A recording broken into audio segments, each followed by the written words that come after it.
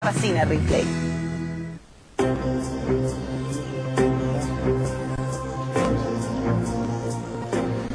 Esto es Vía Pública, estamos de vuelta. Marta Lagos quedó con la palabra sobre la discusión que se ha instalado sobre la modificación del sistema electoral binominal. Voluntad de cambiarla hay. Ganas no tengo claro si tantas, pero al menos voluntad ya de discutirlo para hacer el cambio.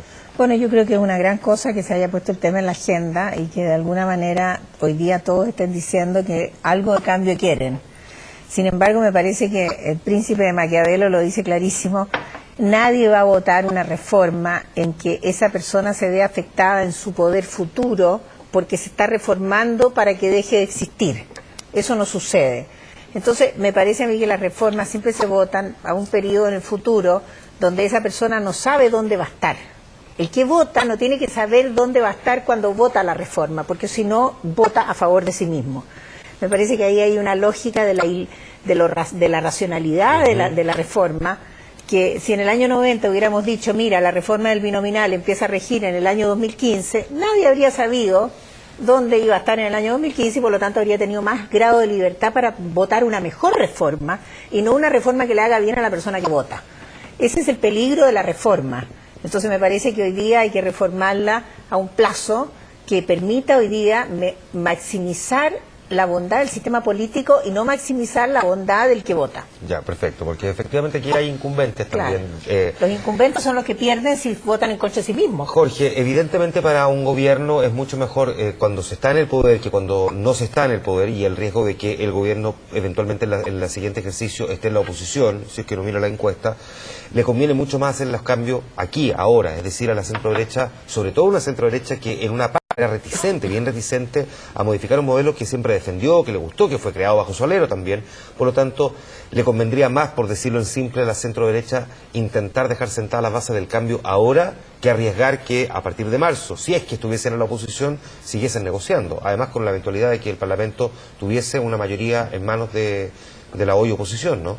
No, yo creo que, como tú dices, obviamente es un buen momento para empezar este tipo de reforma, sobre todo considerando que yo creo que se va a fin de cuentas se va a llegar a un punto medio entre las dos propuestas que están como en disputa, la de algunos senadores de RN, porque no hay que aclarar que no fue todo Renovación Nacional, y una parte de la nueva mayoría en comparación a la propuesta del Ejecutivo, que es más moderada en ese sentido, porque no hay que olvidar acá que tenemos, esta es una discusión un tanto latera, pero no es trivial, de que en Chile hay un sistema presidencialista. La evidencia empírica señala de que puede ser complicado tener un sistema muy proporcional como el que está impulsando el senador Carlos Larraín en conjunto con la nueva mayoría, y en ese sentido la propuesta del Ejecutivo, si bien se enmarca dentro de la familia de los sistemas electorales proporcionales, porque es de magnitud 2, 4 y 6, contiene el aumento de la magnitud de distrito, y eso hace que tenga un efecto mayoritario, es decir, que favorezca a dos grandes coaliciones y eso sea proclive a la gobernabilidad del país.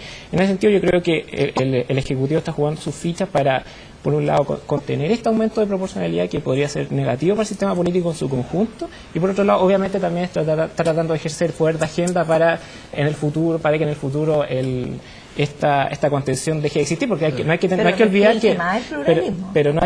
que hay una propuesta que también anda ahí dando vueltas del PPD, que ya es un sistema estrictamente proporcional, y eso no, a mi modo de ver, y la ciencia política lo documenta muy bien, no es aconsejable para el caso chileno. Por el régimen presidencialista. Exacto. Mira, yo pienso que la importancia del punto actual del debate es la siguiente: el gobierno este tema no lo tenía en su agenda, y señaló muchas veces el gobierno que no tenía en su agenda una reforma del sistema electoral, y envió un proyecto. Entonces, esto no lo digo para, de fondo, criticar la inconsistencia, sino que al revés.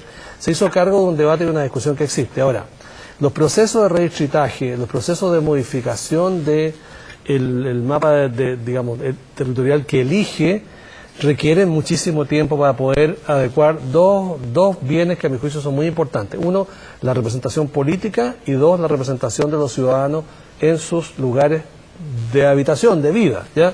Y ese ejercicio demora muchísimo tiempo, y obviamente estamos a 100 días de la elección presidencial y parlamentaria, que renueva el total de la Cámara de Diputados y la mitad del Senado, ¿ya? No es el tiempo que estos ejercicios se hacen, pero sin embargo lo importante está, a mi juicio, Y que ha establecido en el hecho que es una tarea planteada para el próximo gobierno, el que sea, el partir y de primer día poner este tema en su agenda, porque es una agenda de unanimidad en el país. ¿Ya? Y ahí tú vas a tener tiempo para poder hacer todos estos ejercicios y guardar y salvaguardar todos estos bienes. Eventualmente un riesgo de un proporcionalismo excesivo puede ser atenuado, como al mismo tiempo un sistema donde se excluyen minorías significativas también, y hay fórmulas y tecnologías. La Comisión Benninger tuvo un proyecto que resolvía muchos de estos problemas y francamente podría eso ponerse en discusión, pero siento que hoy día lo más importante es la voluntad simbólica de decir, mire, este sistema, el actual, ya el que elige dos y donde la mayoría es lo mismo que la minoría, debe quedar atrás. Yo creo que ese es el valor principal, Gonzalo. Que en eso yo creo que están de acuerdo que hay espacio y tenemos tiempo para poder revisar nuestro sistema electoral. Lo importante es que no nos cambiemos a algo que genere más daño o que genere más distorsiones que los vicios que pudiera tener el binominal, porque fue una principal las críticas que se hace al binominal. Dice que a veces no salen elegidos las dos primeras mayorías, sino que sale una tercera mayoría por encima, producto del efecto de ¿qué? De las listas, porque van en listas los candidatos. Resulta que cuando las magnitudes aumentan de 2 a 4 a 6, lo que va a aparecer es que van a poder ser elegidos diputados que en la práctica podrían llegar a tener, al igual que los concejales, 0 votos, o sea, ni un voto. Y va a estar sentado ahí y esa gente de ese distrito lo va a mirar y va a decir, ¿y este señor es diputado? Sí, lo que pasa es que su compañero, o la lista, ni siquiera su compañero, la lista de 4, de 6 en la que él iba, era muy fuerte. Pero hay muchas maneras de corregir eso. Pero no es tan fácil, porque al final lo más simple, hay muchas maneras de corregir eso. Obvio que hay maneras de corregirlo. Y una quizás más simple de todas es de que en los actuales 60 distritos, y eligiendo los mismos 120 diputados, elijamos las dos primeras mayorías sin lista. Marta y Jorge, los segundos que nos quedan. Gonzalo? Sí, mira, yo creo que a mí me causa cierto grado de, no sé, decepción cuando digo, mira, es que hay que cuidar, que no vayan a ser más negativos que los vicios, o sea, quedémonos con algo malo, porque a lo mejor el cambio es peor. Bueno, algo bueno. No, ¿me explico? O sea, está claro que el binominal es malo, y que por lo tanto ese sistema no funciona ya. Entonces hay que cambiarlo y tenerle miedo al proporcionalismo, que funciona muy bien en muchas democracias avanzadas. Parlamentarias. No, yo creo que por eso, pero hay maneras de complementar el proporcionalismo. Entonces me parece a mí que la argumentación está en el fondo en no querer cambiar. A mí de alguna manera tengo cierto grado de... un cambio con transparencia y honestidad, porque finalmente las personas dicen, vamos a cambiar un sistema, y resulta, van a venir a las elecciones y decir, oiga, ahora tenemos diputados que no tienen voto. ¿Por qué tenemos diputados que no tienen voto?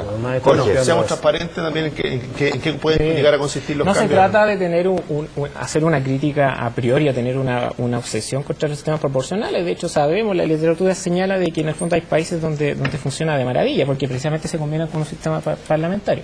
Ahora, obviamente uno tiene que procurar cambiar el sistema por algo que sea mejor, y en este sentido yo creo que hay dos alternativas en el fondo, o cambiamos un sistema uninominal mayoritario, pero eso tiene un problema también, porque en el fondo Chile tiene una tradición multipartidista y los sistemas mayoritarios generan bipartidismo.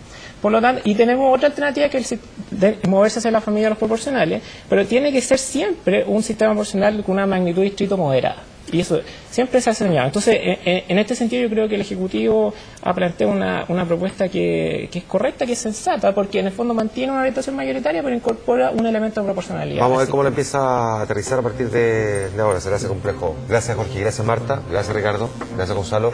Gracias a ustedes por habernos acompañado. Me junto con ustedes mañana a las 6 de la tarde en Noticias 24, ahí con Carolina Escobar, y después en la noche en El Informante, por TVN y también por el canal 24 Horas. Que estén muy bien, descansen, siguen las noticias y pueden seguir revisando el portal 24horas.cl. Que estén bien, buenas noches.